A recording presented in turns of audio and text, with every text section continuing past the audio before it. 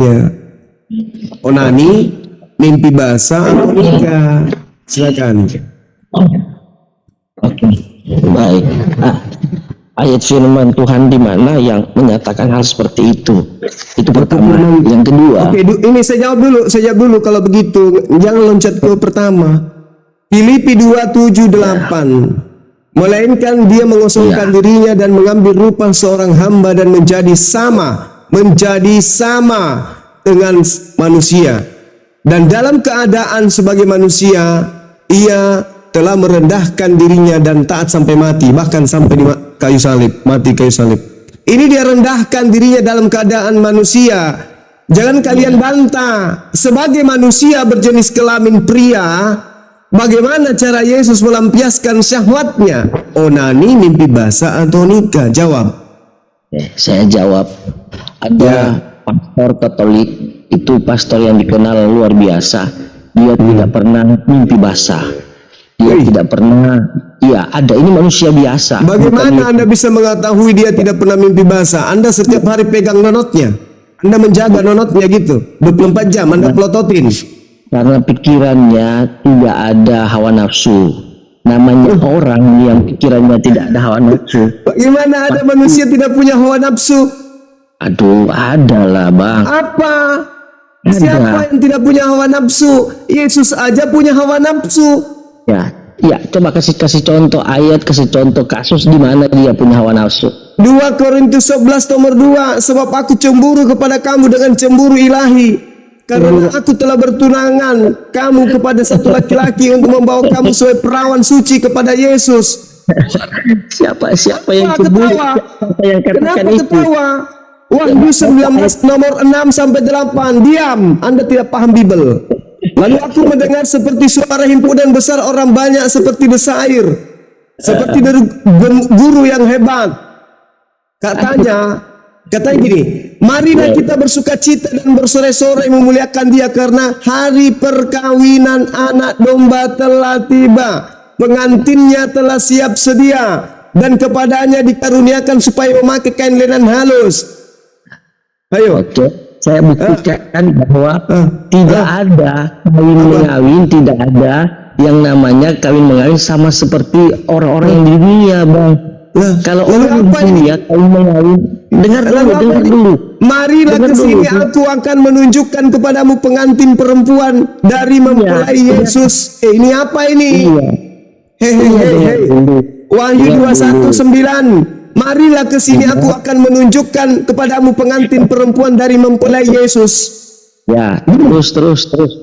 Saya bisa jawab nggak? Yesus memiliki mempelai wanita.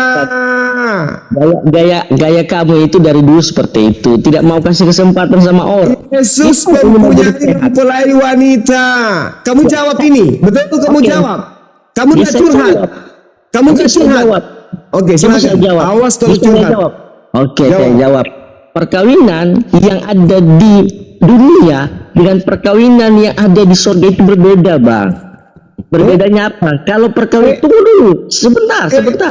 Perkawinan di dunia itu pastinya perkawinan itu hawa nafsu, ada istilahnya persetubuhan. Itu sama seperti surganya Abang ya. Itu banyak istilahnya, ada hal-hal yang kawin mengawin, ada hal-hal yang luar biasa, ada pesta seks lah istilahnya. Ya, itu memang sudah jelas. Itu kan sudah jelas, banyak hamba-hamba Tuhan yang pihak sebelah, pihak Abang itu kan pernah mengatakan bahwa itu ada pesta seks. Tapi kalau di Kristen itu, Bang, tidak ada pesta seks, Bang. Itu lalu apa ini? Kalau dia adalah mempelai laki-laki. Hei, itu mempelai laki-laki bukan pesta seks katanya. Anda belajar di mana? Berbeda. Apa bedanya? Ini perkawinan. Bahkan Yesus menjanjikan 100 istri bagi pengikut-pengikutnya di surga. Curhat. Aduh, ini open cam jadinya ini. Curhat. Coba. Besarin host. Minta tolong host, besarin. Coba. Bang Juma, saya jawab. Bang Jadi Juma. ini lukisan. Jawabannya tuh mudah kali. Pertanyaannya Ini mudah kali lukisan pernikahan anak domba atau perkawinan di sorga, dilukis oleh Jenny McLaughlin. Nih Yesus nih, ini jemaat Kristus. Nah ini ngantri nih, mau nunggu dikawinin semua. Tuh, pada ngantri. Ya, kawin itu apakah persetubuhan, Bang? Saya jawab, Bang. Persetubuhan. Saya jawab, Bang. Saya Kalau mau dibilang bukan ya pernikahan dong. Nah ini lihat lagi di sini. Ini The Wedding of the Lamb ya, grup Bible Study nih, bukan grup Al-Quran Study. Perhatikan di sini. Nah di sini dikatakan begini oleh kawan-kawan grup Bible Study. Mana dia? Tunggu ya. Ini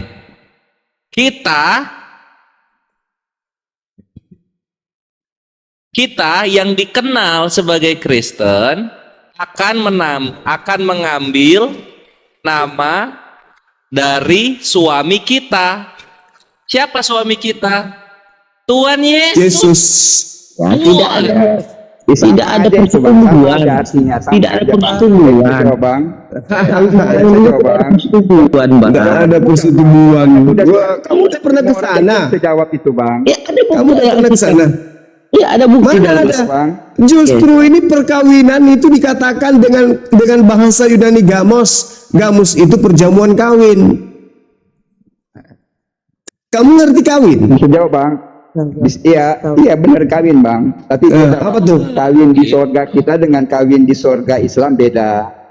Loh, Di sorga Islam Iya, beda. ini Guna, aku ikut jawab Guna dikit. Jadi kalau di Islam itu ya kawan-kawanku, yang kawin itu adalah makhluk dengan makhluk. Kalau kalian tuh Tuhannya mengawini makhluk itu loh. Makanya kami Ya, juga nggak ini- bisa ini kalau yang sama. saya mau jawab, Bang. Otak kalian nggak nyampe situ. Otak kalian nggak nyampe. kalian nggak nyampe. Banyak berbaca lah. Ini saya jawab ya. Jadi jemaat orang Kristen itu dilambangkan dengan pengantin wanita dan Us, lambang nih. Pantesan pas meninggal pada pakai jas ya. Lambang nih. Bang Gores, coba bukakan Yesaya 54, Bang Gores. Yesaya 54 ayat 1 sampai 5, Bang Gores. Pesta di sorga itu Bang Gores. makan itu. Iya, iya, ini menuju Kita tadi. berbeda. Oke. Itu. Jawab Yesaya Giliran, 54, Bang Gores. Giliran Itu kan ketabok mengawini beda. dengan Kawin kita beda katanya. Kalau kawin Kristen pakai sabun. Kalau kalian pakai wanita, Kristen pakai sabun. Sabun, rinso. Itu otaknya kan selangkangan. Kok tidak bisa? Yesus menjanjikan kok pengikutnya memang situ pengikutnya. Emosi ya. Emosi nih ya. Nah, coba bacakan itu deh. Oh, oke. Bacakan, Nah, ini bacakan. saya di 54 ya, saya di 54 kita baca dulu. Bre, ini sebelum gue bacain, gue kasih tahu dulu. Tuhan lu kalau kasih perumpamaan, kalau enggak zina, kawin, cuma 2 itu otaknya. Kita lanjut ya. Yesaya 54 nomor 1. Bersorak-sorailah hai si mandul yang tidak pernah melahirkan. Bergembiralah dengan sorak-sorai dan memekiklah hai engkau yang tidak pernah menderita sakit bersalin. Sebab yang ditinggalkan suaminya akan mempunyai lebih banyak anak daripada yang bersuami. Firman Tuhan. Ayat Lapangkanlah- 55. Langsung 55-nya. 5. 54 Oke. aja. Yang 5 langsung. 54. Iya ini 54. Oh iya. Yang 5 langsung. Iya. Oke. Sebab ini kawan-kawan, sebab yang menjadi Hikmat suamimu dulu baru baca Alkitab, Bang. ialah Amin. dia Hikmat yang kita. menjadikan engkau Hikmat Tuhan dari Yesus. semesta alam, yang menjadi penebusmu Kalian ialah yang orang Maha Islam Kudus, nggak akan Allah paham. Israel, Nggak- ia disebut nggak akan Allah ngerti. seluruh Kalian bumi. nggak dikasih hikmat. Tuh, ini Tuhan Kalian itu nggak suka yang dikasih mandul. hikmat. Nanti mandul tuh jadi melahirkan dia. Nah, kalian harus percaya Yesus dulu baru kalian dikasih hikmat. Saya percaya Yesus. Daripada kamu, dibanding kamu, saya lebih percaya Yesus daripada kamu. Luar biasa. Haleluya, puji Tuhan. Kalau kamu Nenek lu kiper, kamu belum sadar ya kalau kau itu tidak percaya Yesus. katanya percaya kok nenek lu. Iya, saya percaya. Gini, Pak. Apa yang dikatakan sekarang gini, menurut Yesus, apakah dia itu utusan Tuhan atau Tuhan itu sendiri? Jawab. Dia Tuhan dan dia juga utusan Tuhan. Di mana dia mengatakan dirinya adalah Tuhan yang mengutus Tuhan? Sekali, Bang, pertanyaan. Di mana dia mengatakan bahwa dialah yang mengutus dirinya? Di mana?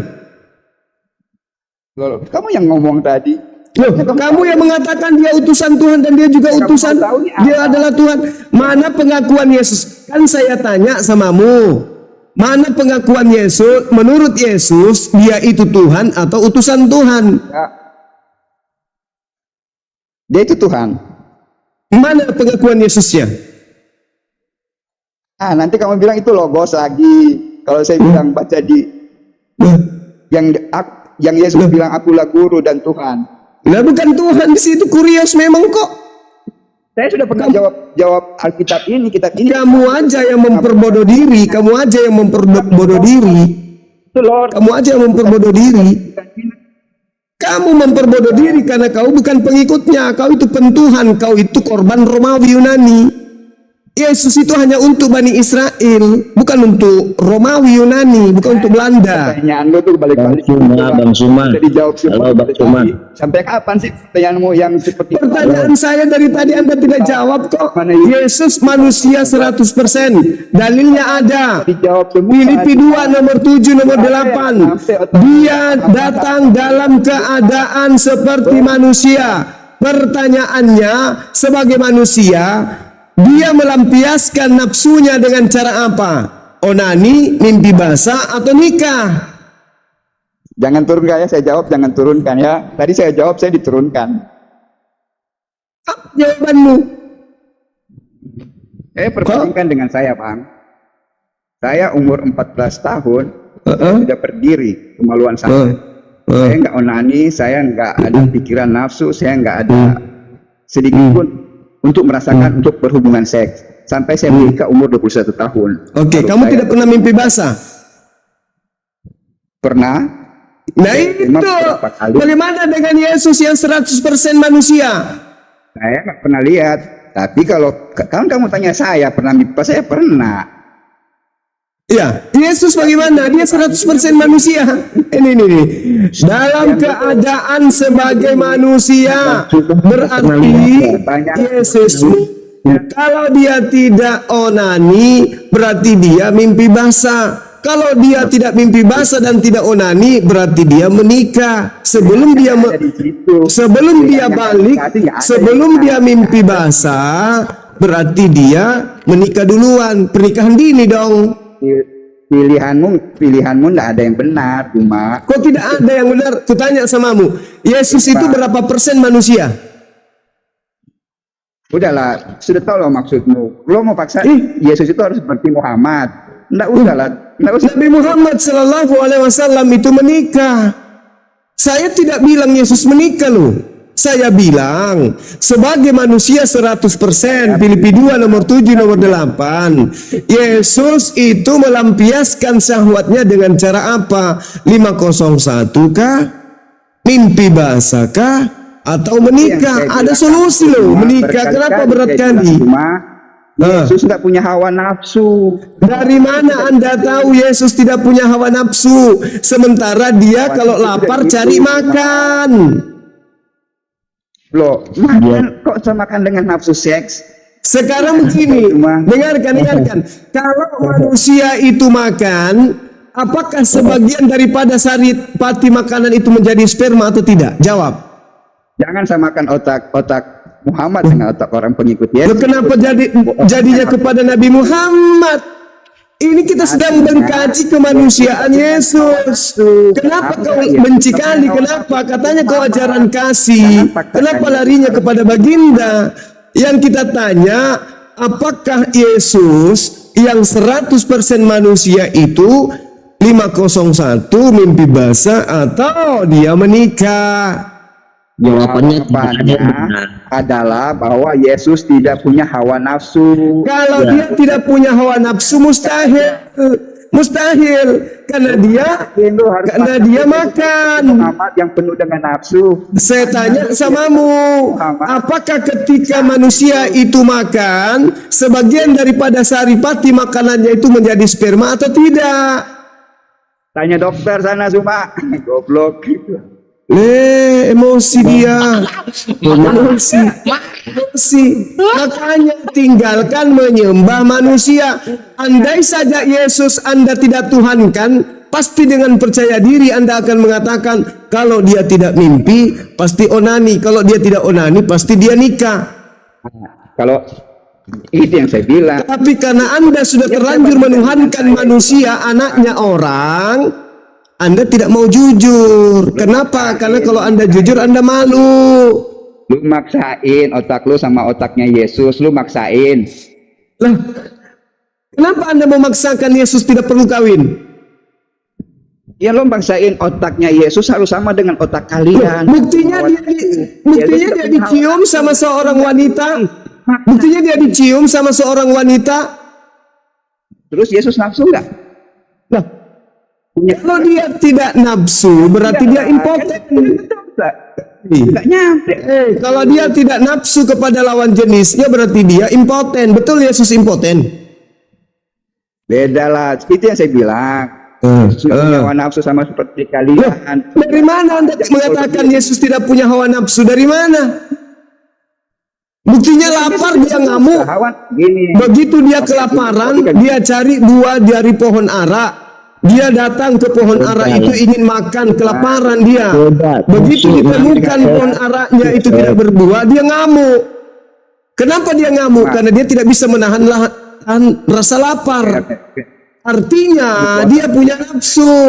Kalau Yesus punya rasa ngantuk, punya rasa lapar, berarti dia punya nafsu. Makanya muncul pertanyaan. Hawa nafsu itu kan yang seperti kambing itu kan dari iblis. Yesus bukan dari iblis, itu aja bang. Lu bedain lah, dia Tuhan kok mau samakan dengan manusia Muhammad sih gimana? Katanya Yesus manusia. Ini dalilnya. Filipi 2 nomor 7 nomor 8 ada dalilnya, Bung. Dia menjadi hamba sama seperti dengan manusia. Dia menjadi seperti manusia. Dia menjadi seperti manusia. Dan dalam keadaannya sebagai manusia, ia merendahkan dirinya. Dia datang dalam keadaan manusia 100%. Dan dia berjenis kelamin laki-laki. Kalau laki-laki setahu saya, kalau dia dewasa mimpi basah. Untuk membuktikan dia masuk ke fase kedewasaan, balik. Begitu. Lah, otak kalian yang nggak punya hikmat itu seperti jadi itu. Yesus ini tuh gimana sih? Dia tuh 100% manusia biasa atau 100% manusia nggak normal? Gimana sih orang ini? Agak bingung ini. Yesus tuh harus punya nafsu, harus punya nafsu seks. Ya seenggaknya kawin normal gitu dengan satu orang wanita kan bisa normal tuh. Normal. Ya otakmu nggak sih Yesus kok mau paksakan dia harus seperti Muhammad yang punya nafsu dan harus kawin, harus melamar. Kalau Nabi Muhammad nggak nyampe, kan Nabi Muhammad kekuatannya setara dengan 30 laki-laki. Yesus jadi manusia normal aja, cowok normal, menyukai wanita, menikahinya gitu. Nggak menyukai wanita, nggak menikahinya, kan 100% manusia nggak normal gitu loh kawanku. Susah, masa otak kayak begitu nggak nyampe sih? Dia 100% manusia, tapi ingat dia juga 100% Tuhan. Nah, 100% manusianya ini yang kutanya. 100% manusia katamu kan? Nah, sebagai 100% manusia, tentu dia punya syahwat, punya nafsu. Pertanyaan saya, bagaimana cara melampiaskan nafsunya Yesus? Onani, mimpi basah, atau dia menikah? Jawab. Alkitab mencatat Yesus tidak berdosa. Kalau dia punya nafsu, otomatis kita tidak mencatat bahwa dia tidak berdosa. Aduh, aku masuk ya dikit dulu ya. Gini bre, kalau lu bilang Yesus tidak berdosa, kenapa waktu ada orang Yahudi ngelaporin ada pezina, Yesus malah ikut-ikutan nggak ngelempar batu? Padahal aturannya kan yang tidak punya dosa silakan melempar batu pertama kali. Yesus lempar nggak? Oh iya. Oh ngelempar dia. Oh bagus.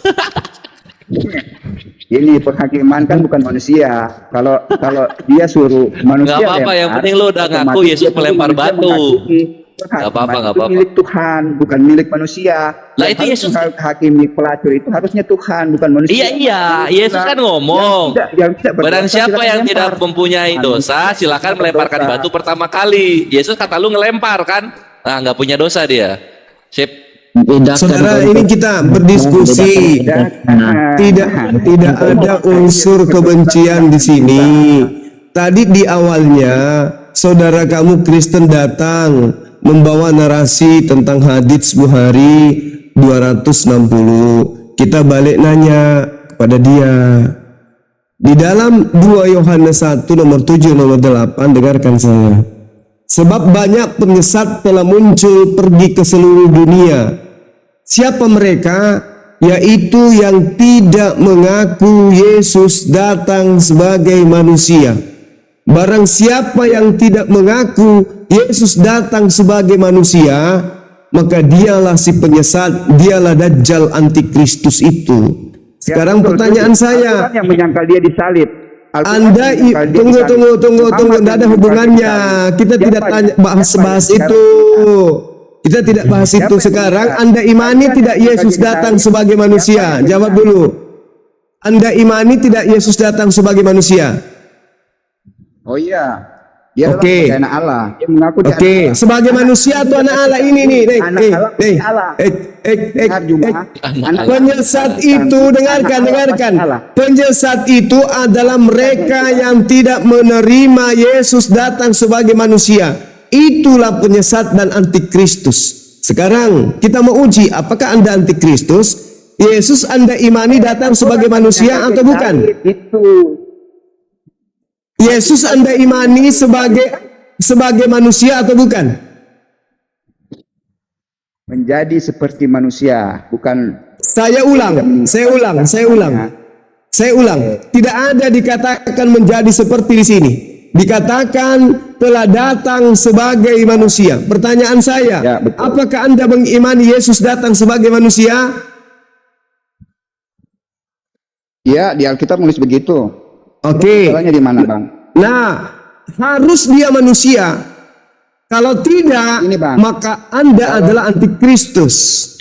Cuma Bang, kalau sebentar, dia Bang. datang sebagai Allah, semua orang bertobat. Dia datang Oke. sebagai manusia supaya orang Oke, beriman di sana. baik. Berarti dia sudah Anda akui sebagai manusia.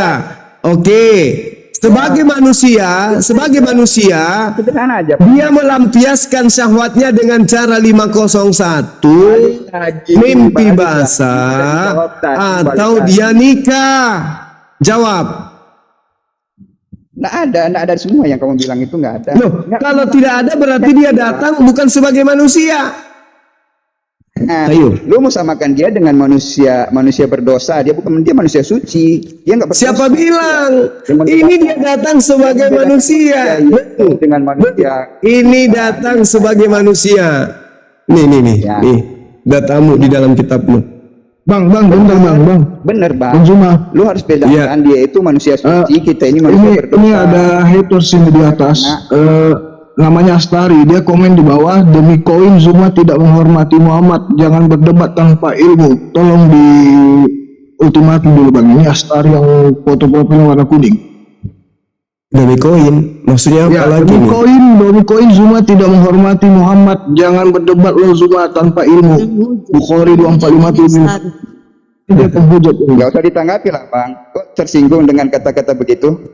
Iya, Kalau diturunkan lo aja, berarti benar. Turunkan aja. Kalau kau Diturunkan. tanggapi itu berarti itu benar. Diturunkan aja. Memang sekarang orang-orang Kristen ini nggak mampu berdaya, nggak berdaya dia melawan hadapi. Lu yang kejang lu. Yang mana nih? Sederhana jawabannya. Yesus Saya manusia butuh Tuhan, apa tuh manusia biasa maksudnya? seperti kita, manusia suci dia. Manusia suci gimana? Manusia suci kok gitu? Bang Zuma, Iya. Kita Saya- dia tidak berdosa. saya- Itu aja, Bang. Nah, dosanya Yesus apa coba? Oh, bagus. Dia- Pertanyaan yang sangat menarik. Anda diam. Anda bertanya, dosa Yesus apa coba? Udah Diam ya. tahu lu mau pisang tadi yang kambing, nyelek kambing itu apa? Keledai. Bukan. Dengar. Tuhan mengatakan di dalam Ulangan 26:27, barang siapa yang tidak melakukan hukum Taurat dengan perbuatan maka terkutuklah dia. Yesus sendiri mengakui di dalam Matius 5 nomor 19, barang siapa yang meniadakan hukum Taurat meskipun yang paling terkecil dan mengajarkan kepada orang lain, maka dia akan menempati tempat terendah di dalam api neraka. Sekarang pertanyaan saya, siapa yang mati terkutuk di atas tiang salib membatalkan hukum Tuhan? Siapa? Bang, jangan bersamakan dengan jawab. Muhammad yang diracun, Bang. Kenapa larinya ke Nabi Muhammad? Ini Anda mengatakan bahwa Yesus itu manusia suci kan? Kalau dia manusia suci, kenapa dia mati terkutuk? Halo Bang Suma. Yang mati terkutuk. Galatia 3 nomor 13. Yesus mati terkutuk di atas tiang salib. Kalau dia manusia suci, kenapa dia mati terkutuk? Bang Suma. Hanya satu pertanyaan yang bisa menjawab itu, Bang. Alasan tadi apa, Bang? Allahu Akbar. Allahu Akbar. Alasan kenapa dia terkutuk? Allahu Alasan dia Akbar. terkutuk apa? Alasannya dia terkutuk karena dia membatalkan semua hukum Tuhan. Ingat di dalam ulangan yang tadi saya katakan, barang siapa yang tidak melakukan hukum Taurat dengan perbuatan maka terkutuklah dia. Yesus sendiri mengatakan itu. Yohanes 7 nomor 49. Apa dikatakan di sana? Orang banyak ini yang tidak mengenal hukum Taurat, terkutuklah dia. Yesus mati terkutuk. Apakah dia manusia suci? Itu kalian mengklaim dia itu disalib itu mati terkutuk. Bukan klaim itu, kitabmu sendiri yang mengatakan itu. Galatia 3 nomor 13. Yesus mati dengan cara terkutuk di atas tiang salib. Pertanyaannya, apakah dia berdosa, Bang? Dosa karena dia membatalkan hukum Taurat. Begini, saya jawab satu persatu, Bang, ya. Dari Silakan. dia terkutuk. Ya, dia harus terkutuk untuk menggantikan kutukan kita. Lah, ini dia nih. Ternyata kalian, gara-gara kalian Yesus itu mati terkutuk. Waduh, parah ini Kristen. Enak kali kamu membuat Yesus mati terkutuk hanya dosa kalian. Enak kali. Benar, Sementara di dalam kitabnya orang Yahudi, orang diupah berdasarkan perbuatan masing-masing. Kenapa kalian menjadikan Yesus sebagai tumbal? Kenapa? Pertanyaanmu ini sudah berkali-kali kan saya sudah pernah Iya, jawab. ini lucu, ini lucu. Yesus itu datang, dengarkan. Yesus itu datang bukan untuk meniadakan hukum Taurat, tapi untuk menggenapi, melengkapi. Galatia 3 nomor 13. Kristus telah menebus kita dari kutuk hukum Taurat dengan cara menjadi kutuk karena kita. Sebab ada tertulis, terkutuklah orang yang digantung pada kayu salib. Kok bisa? Kok bisa ini? Kok bisa? Ini Yesus ini. Halo. Dengarkan, sebagai manusia 100% yang mati terkutuk, kemana perginya? Bang. Surga atau neraka? Berdoa aja dulu, Bang. Bagaimana bisa surga? Gimana bisa surga ini? Di mana Yesus bisa masuk surga? Sana muter Di mana? muter jatuh lagi. Yesus mengatakan di dalam Matius 5, dengarkan. Yesus mengatakan di dalam Matius 5 nomor 19, barang siapa yang meniadakan hukum Taurat dan mengajarkan kepada orang lain, maka dia akan menempati tempat terhina di kerajaan surga alias neraka. Yesus dikatakan terkutuklah orang yang digantung pada kayu salib. Di dalam Efesus 2 nomor 15, Matius 2 nomor 15, dengan matinya Yesus di atas tiang salib, Yesus telah membatalkan hukum Taurat beserta semua ketetapan yang ada di dalamnya. Orang yang membatalkan hukum Taurat itu, orang yang membatalkan hukum Taurat, menurut Tuhan kemana perginya? Neraka atau surga? Saya bisa izin bicara. Pertanyaan yang berbeda, jangan ulang-ulang aja. Izin bicara. Tahun lu Iya, saya tanya makanya. Orang yang membatalkan hukum Taurat, menurut Yesus dia ke surga atau ke neraka? Izin bicara, bisa nggak? surga menyediakan tempat bagi umat. Mimpi lu. Neraka. Mimpi. Dia ke surga menyiapkan tempat buat Mimpi. Pertanyaan saya, menurut Yesus, orang yang meniadakan hukum Taurat dan mengajarkan kepada orang lain, itu tempatnya surga atau neraka? Izin bicara. Jawab. Balas jawab, Bang. Kreatif lah lo, Bang. Cari pertanyaan yang berbeda lah. Kalau Jangan dari gitu tahun ke tahun kasih tahu lah dulu pertanyaan sama kamu kawan. Tahu Jawab. nggak sejarah Kristen mula-mula? Ini tahu. Agama Kristen itu adalah pengikut Paulus di Antioquia. Orang-orang yang tidak bersunat, kumpulan pemakan babi dan penyembah dewa-dewa. Itulah Kristen mula-mula, pengikut Paulus. Sejarahnya ada nggak? Kisah Para Rasul 11, Kisah Para Rasul 11, Anda baca satu perikop. Pertama-tama yang disebut Kristen itu adalah pemakan babi dan manusia-manusia tidak bersunat yang hidup di Antioquia. Pengikutnya Paulus. Masih mau aku datang besok? Sekarang pertanyaanku, kalian Cuma tahu Bang enggak? Suma. Bang Suma, saya jawab, boleh saya jawab. Boleh, silakan. Tadi Bang Suma bilang ayat siapa yang mengajarkan siapa yang Meniadakan. mengajarkan, dia akan dapat apa itu tadi? Tempat terendah di dalam kerajaan langit. Apa tempat terendah itu? Neraka. Tempat terendah dalam kerajaan Allah. Waduh, berarti itu neraka ya? Itu asli. Tempat terendah dalam kerajaan Allah. Berarti dalam kerajaan Allah itu Bang Suma tahu enggak, dalam kerajaan Allah itu ada tingkatan. Ada istilahnya itu yang ketujuh. Nah itu disebut neraka di situ. Di kerajaan Allah itu ada tingkatan, Bro. Bang Suma katakan itu Mana neraka. dalilnya? Mana dalilnya ada tingkatan? Di kerajaan Tuhan itu ada tingkatan. Mana dalilnya? Enggak ada, kerajaan Allah itu enggak tingkatan. Ngaur aja kalian. Kau ngawur. Kita dulu kayak mas sejarah Islam, coba jelaskan sama saya. Sejarah Kristen itu di Antioquia mula-mula disebut Kristen. Lah, aku. Di mana? Kisah Para Rasul 11 jelas dikatakan di sana. Sejarah di Alkitab, sejarah benar-benar kalian mendidik. Kalau sejarah Kristen, kamu harus mengawali dari Kekaisaran Roma. Iya, Kak Kekaisaran Ros. Roma itu kan dia Jadi yang mana sejarahnya Kristen pertama kali? Yang mana yang ingin kau sampaikan? sejarah Kristen pertama kali itu Kristen. Yang mana? Yang mana Kristen pertama kali? Yang mana?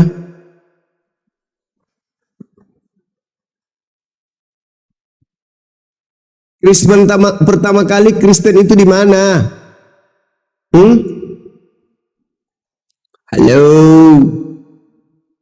Halo. Langsung Halo. Ya. Kristen pertama kali di mana? Suma, tunggu, saya satu-satu dulu. Tadi kan ditanya bahwa surga itu ada tingkatan. Ya, saya jawab pakai ayat ya. Ya. Wahyu berapa? Dia bawa Paulus pasti, dia bawa Paulus yang aku telah melihat orang Kristen. Nah gitu Guruda. Ya, itu kan harus ada dalil, harus ada dasar. Iya. Di mana dalilnya? Itu tadi saya Mana? Kamu belajar Bible aja deh sama Bang Suma. Daripada kamu ke gereja dipatol sama pendeta, disedot duitmu, gimana memberikan belajar data-data. ayat. Mau belajar sama Bang Suma kok sepenggal-sepenggal ayat diambil. Enggak, Kak Ros. Justru kalau belajar sama saya itu ketika saya katakan tempat terendah itu betul. Saya enggak ngarang-ngarang. Itu saya jawab, itu saya bantu. Apa yang kamu bantah? Nggak ada yang bisa kamu bantah. Ini sekarang ada. Apa? Itu tingkatan surga itu. Coba Matius 5, coba kamu baca Matius 5 nomor 19. Apa kata Yesus? Tempat terendah di situ bahasa Yunaninya apa? Supaya kamu paham. Apa di situ? Alakistos. Alakistos itu apa?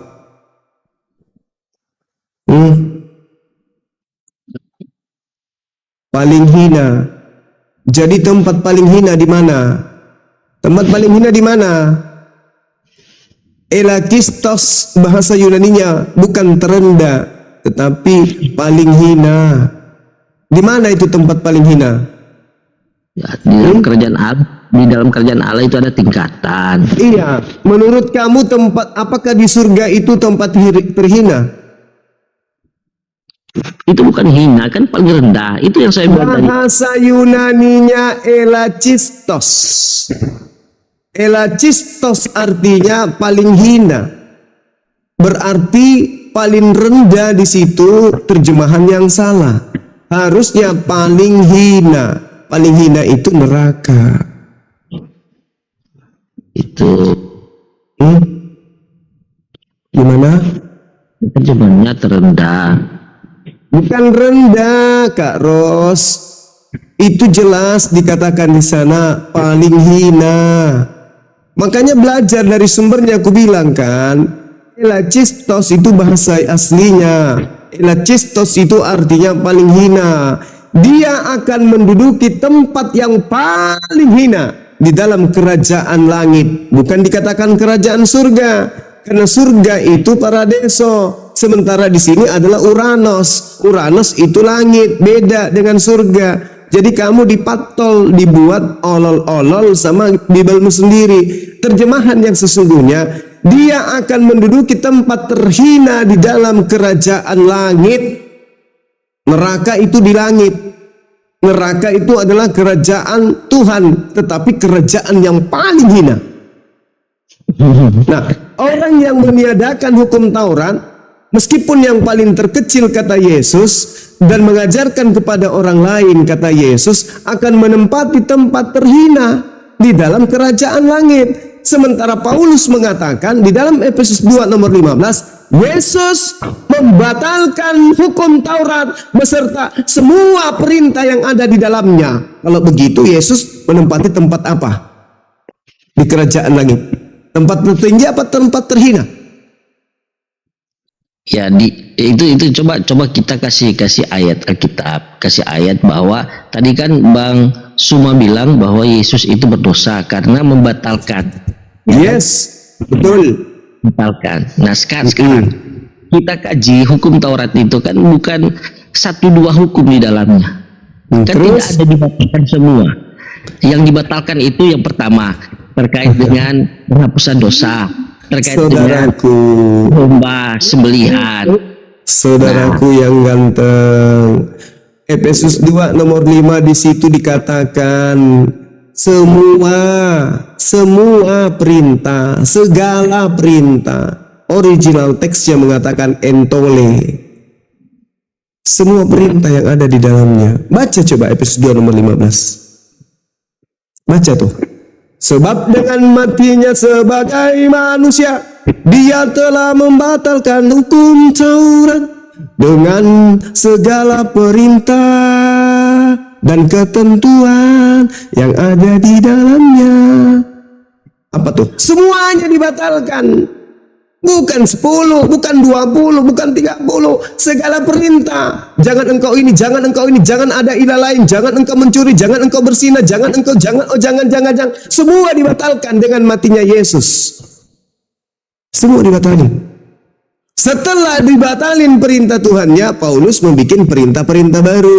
Makanya Yesus mengatakan, iblislah yang menjadi bapakmu.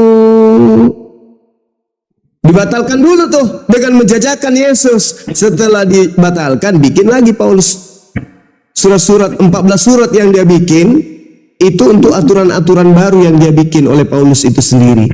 Nah, sekarang perintah Tuhan atau perintah Paulus yang Anda ikuti? Perintah Paulus. Gitu loh Bang, belajar itu begitu.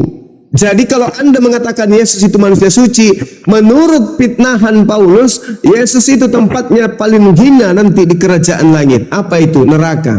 Karena dia telah membatalkan hukum Tuhan. Dan memang itu betul.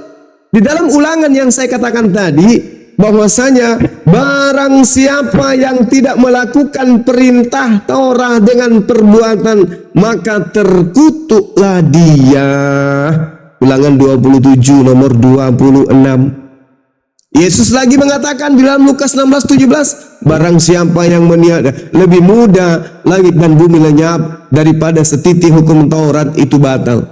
Terkutuklah orang yang tidak menepati perkataan hukum Taurat ini dengan perbuatan, dan seluruh bangsa itu haruslah berkata amin.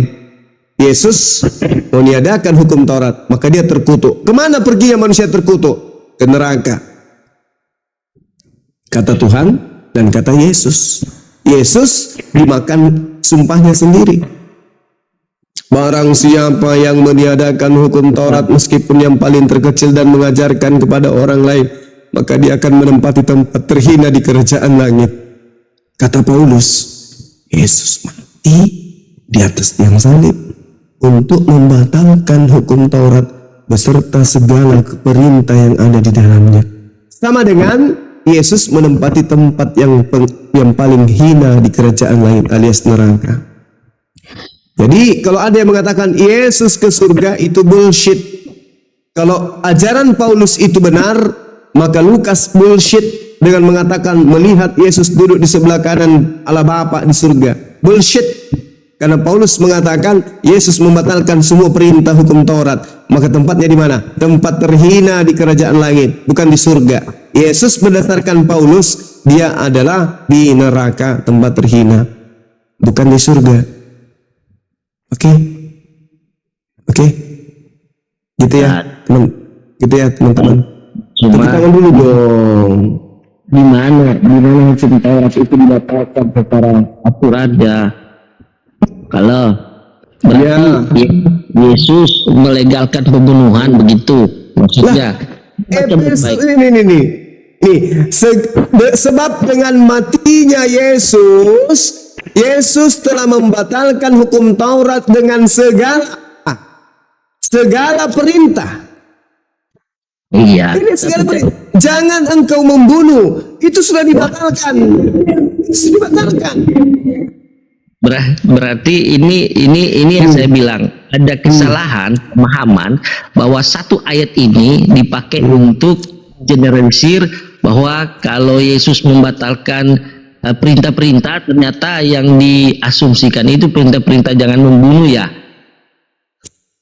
Begitu ya? Dengarkan Galatia 5 nomor 1, apa kata Paulus?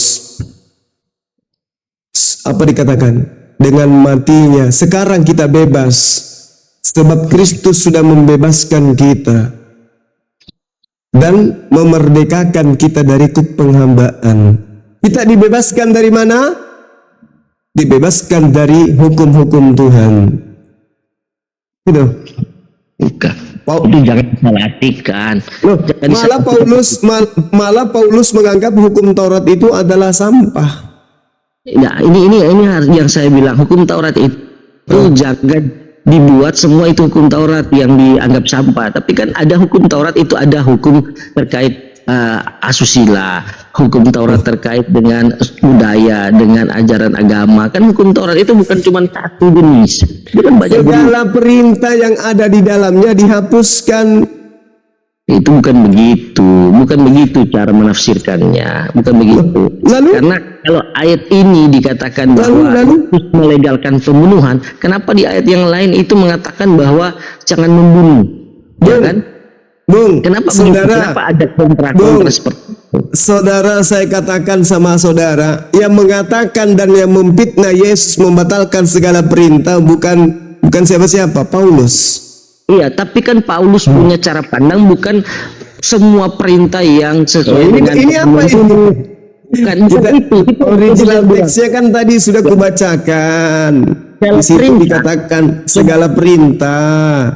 Segala perintah terkait hukum apa? Kalau hukum Taurat kan itu bukan cuma satu jenis hukum Taurat. Nah, ini perkataan Paulus. Itu Yesus telah membatalkan hukum Taurat dengan asusila, dengan kehidupan sosial. Ada begitu banyak hukum Taurat, ada berapa ratus hukum Taurat. Segalanya sudah dibatalkan. Itu bukan berarti 10 hukum Taurat, jangan membunuh, jangan berzina, itu sudah ditiadakan. Dia telah membatalkan hukum Taurat dengan segala perintah dan ketentuannya. Ini perkataan di dalam kitab saudara. Bukan itu cara menerjemahkannya. Sekarang mari kita uji. Bung, mari kita uji. Yesus menurut saudara itu Tuhan atau utusan Tuhan toh? Ya, Yesus itu Allah yang menjadi Allah yang adalah firman menjadi manusia di dalam Yesus. Itu berarti dia adalah ilah. Ya, dia wujud Allah, kepenuhan kealahan ada di dalam diri Yesus. Berarti dia adalah ilah kan? Iya. Mari kita buktikan bahwa Anda sudah mengaminkan ajaran Paulus ini. Keluaran 20, Tuhannya Yesus mengatakan, jangan ada ilah lain di hadapanku. Tadi Anda mengatakan Yesus itu adalah ilah. Betul atau betul? Ya, ilah ini kan Allah. Ilah ini kan Allah. pada saat kemudian Tuhan mengajarkan Nabi Musa, jangan ada ilah lain di hadapanku. Musa tidak membuat ilah-ilah lain. Ya. Yahudi tidak membuat ilah-ilah lain. Orang Roma membuat ilah baru bernama Yesus. Anda tadi mengatakan Yesus itu adalah ilah. Sementara Tuhannya Yesus mengatakan, jangan ada ilah lain di hadapanku. Artinya, jangan kau menganggap Yesus itu sebagai ilah. Kamu Anda harus sudah tahu. menganggap, Anda membatalkan hukum Taurat angka pertama yang mengatakan jangan ada ilah lain. Ternyata Anda membuat ilah lain. Anda membuat ilah lain dari rupa manusia anak Maria. Kalau Anda tahu siapa Yesus, pasti Anda paham. Ya itulah alasannya. Itulah alasannya Anda membuat ilah baru, karena Anda menganggap Yesus itu adalah Tuhan. Anda sudah melanggar. Anda sudah melanggar hukum ke-10 yang pertama. Jangan ada ilah lain di hadapanku. Justru Anda menggantikan ilahnya Bani Israel menjadi manusia Yesus. Dan Yesus itu Allah itu sendiri. Itulah yang dimaksud. Anda tidak akan pernah bisa satu tempat ibadah dengan Yahudi, karena Yahudi tidak pernah menggantikan ilah mereka dengan anak Maria. Iya, karena Anak Maria menjadi ilah, menggantikan Zeus, itu hanya ada di Romawi Yunani, tidak diakui di Yahudi. Yesus itu ilahnya orang Roma, ilahnya orang Yunani, yang diajarkan sampai ke Belanda, Portugis ajarkan ke Indonesia. Bukan ilahnya Yahudi Yesus itu. Itu ilah baru buatan Roma, buatan Yunani, melalui tangan Paulus. Pandangan kamu, tapi pandangan kami kan berbeda. Iya, itu pandangan Anda. Makanya sekarang saya tanya, apakah Bani Israel, dengarkan, apakah mereka praktisi Torah mengilahkan Yesus? Ya itu urusan mereka. Nah, bukan masalah urusan mereka, bukan masalah urusan mereka. Memang mereka tidak menggantikan ilah mereka dengan anak Maria.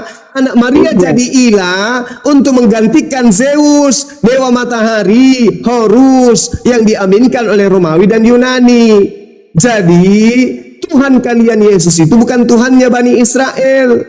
Yesus itu Tuhan hanya untuk Romawi dan Yunani saja. Oke? Tidak ada di ayat Alkitab itu mengatakan seperti itu. Loh, tidak ada. Roma 14 nomor 9. Yesus, ini pengakuan Paulus kepada orang-orang Roma. Di dalam Roma 14 nomor 9 di kitab saudara jelas dikatakan, Yesus karena untuk itulah Yesus mati dan bangkit supaya dia menjadi Tuhan. Coba, Tuhan untuk siapa? Untuk Romawi Yunani. Ini tidak laku ini. Ini tidak laku ini suratnya Paulus untuk Romawi, nggak laku. Nggak laku. Untuk seorang siapa? Untuk siapa? Ini surat untuk orang Roma. Namanya juga kitab Roma. Untuk orang Roma. Ini kitabnya Paulus tidak ditulis untuk orang Yahudi. Makanya dalam 1 Galatia 1 nomor 16-17, aku diutus kepada non-Yahudi. Berarti Paulus melantik Yesus menjadi Tuhan untuk non-Yahudi, termasuk Anda. Yesus semua orang, bukan untuk Yahudi. Ya itu untuk Anda. Makanya saya tanya, orang-orang Yahudi percaya enggak kalau Hasem Tuhan mereka itu menjelma menjadi manusia? Percaya tidak? Kalau orang Yahudi sampai sekarang ada yang percaya, ada yang Siapa orang percaya dari Yahudi? Siapa? Orang yang tinggal Yahudi yang tinggal di Amerika. Yahudi yang tinggal di Jepang, di Cina. Mesianik ada. Mesianik itu siapa? Mesianik orang Yahudi. Mesianik itu. Ya, orang yang Mesianik baru kemarin sore dibuat itu sekte. Bukan orang Yahudi di situ. Allah Akbar. Masya Allah. Masya Allah. La haula wala quwata illa billah.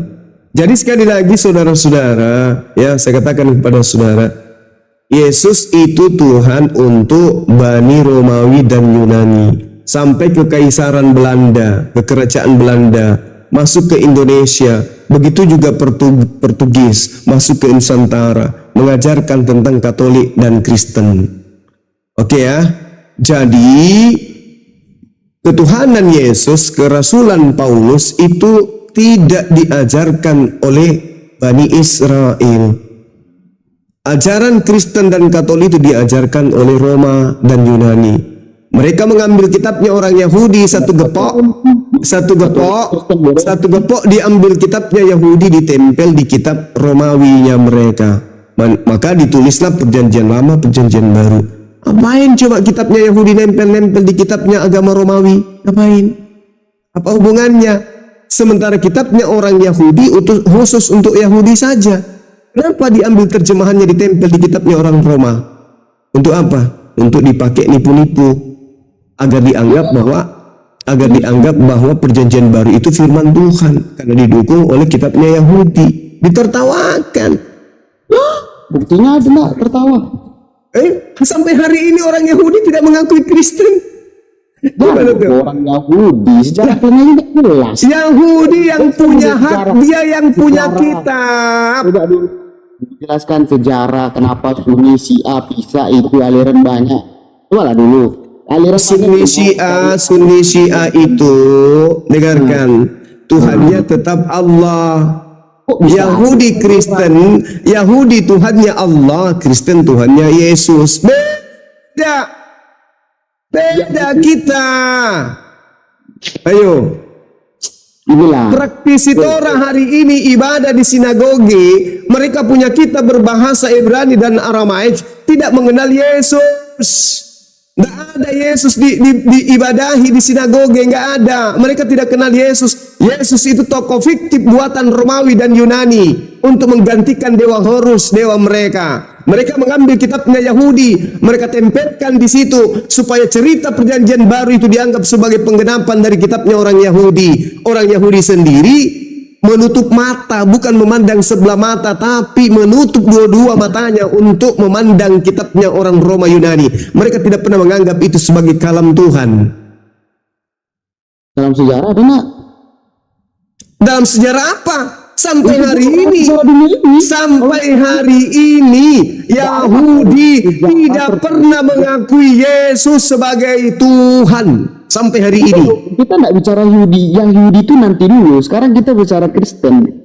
Lah, Kristen ini pertama kali di Antioquia, pengikut Paulus, bukan pengikut Yesus.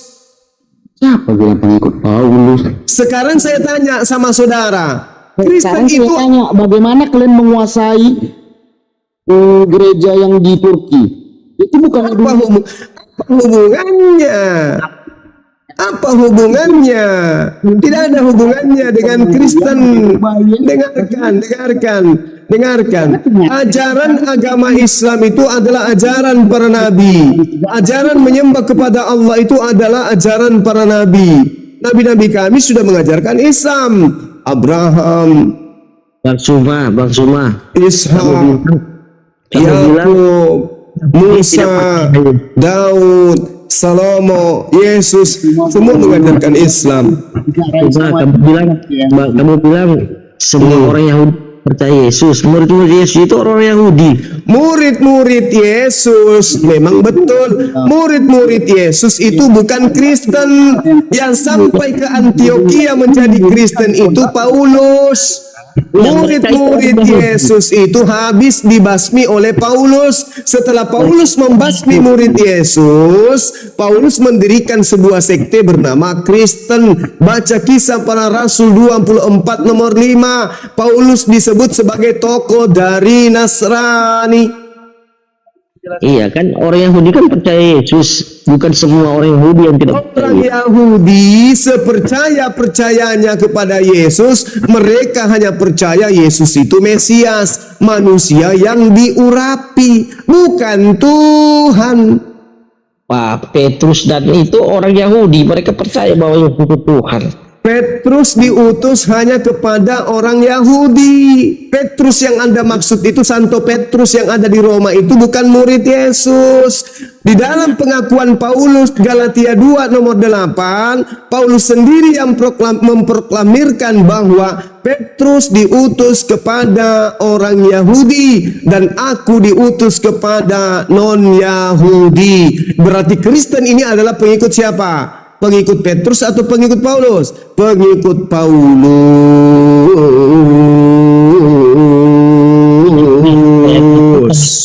Terus Masih mau datang besok. namanya Kristen, pengikut Kristus. Betul. Betul. Layaknya slanker. Orang-orang yang ngefans kepada slang, tapi apakah mereka dikenal oleh kakak, oleh orang-orang yang menjadi personil daripada slang? Kenal tidak mereka? Tidak, mereka aja ngaku-ngaku. Sama seperti yang ada di dalam kota Antioquia. Pertama kali disebut Kristen mereka itu adalah pengikut Paulus, bukan pengikut Yesus. Itu dalil di dalam kitab saudara sendiri. Baca kitabnya Anda supaya Anda paham. Kisah Para Rasul 11 nomor 26. Mereka tinggal bersama-sama. Siapa yang tinggal bersama-sama dengan mereka? Paulus atau Yesus? Mereka tinggal bersama-sama dengan jemaat itu 1 tahun lamanya sambil mengajar banyak orang di Antioquia. Murid-murid itu pertama kalinya disebut Kristen. Murid yang dimaksud ini siapa? Yesus, muridnya Yesus atau muridnya Paulus? Muridnya Yesus lah, bukan muridnya Paulus. Nenekmu kiper. Lalu pergilah Barnabas ke Tarsus untuk mencari Saulus. Dan setelah bertemu dengan Saulus, ia membawa Saulus ke Antioquia. Siapa Saulus ini? Paulus. Maka setelah tinggal bersama-sama dengan jemaat itu 1 tahun, sambil mengajar banyak orang di Antioquia lah, murid-murid itu pertama kali disebut Kristen. Siapa? Murid siapa? Paulus. Kristen itu singkat, itu Kristen itu kan orang-orang yang melakukan perintah Yesus, yang mengikuti ajaran Yesus, bukan Paulus. Dengarkan. Kalau orang-orang yang disebut murid adalah mereka yang mengikuti perintah Yesus, mereka tidak akan mungkin ke Antioquia. Kenapa? Di Matius 10 nomor 5 nomor 6 Yesus mengatakan apa? Penulisnya mengatakan apa? Yesus berpesan kepada ke-12 muridnya agar jangan ke bangsa lain. Jangan ke Antioquia berarti. Berarti kalau ada yang ke Antioquia bukan murid Yesus. Siapa yang ke Antioquia? Paulus. Paulus itu kan dapat tugas dari Yesus. Di mana? Yesus, dengar. Yesus di dalam Yohanes 17 nomor 8, sebelum dia terangkat ke langit, dia sudah mengakui segala firman yang engkau berikan kepadaku, yang engkau wahyukan kepadaku, telah ku sampaikan kepada mereka, dan mereka percaya engkaulah yang telah mengutus aku. Telah ku sampaikan semua. Jadi sebelum Yesus terangkat ke langit, semua firman telah Yesus sampaikan kepada muridnya. Di situ tidak ada Paulus. Naiklah Yesus ke langit, datang lagi Paulus. Siapa Juma? Apa? Yang di surga itu siapa Juma? Yang di langit maksudnya, bukan surga. Oranon itu bukan surga, tapi dia kembali ke langit. Dia terangkat ke langit. Di langit mana? Di langit yang biru, pelukismu agung, siapa gerangan. Dia sama seperti Elia. 2 Raja-Raja 2 nomor 11. Elia terangkat ke langit. Sama seperti Yesus. Tidak bisa menyamakan pribadinya. Lebih bagus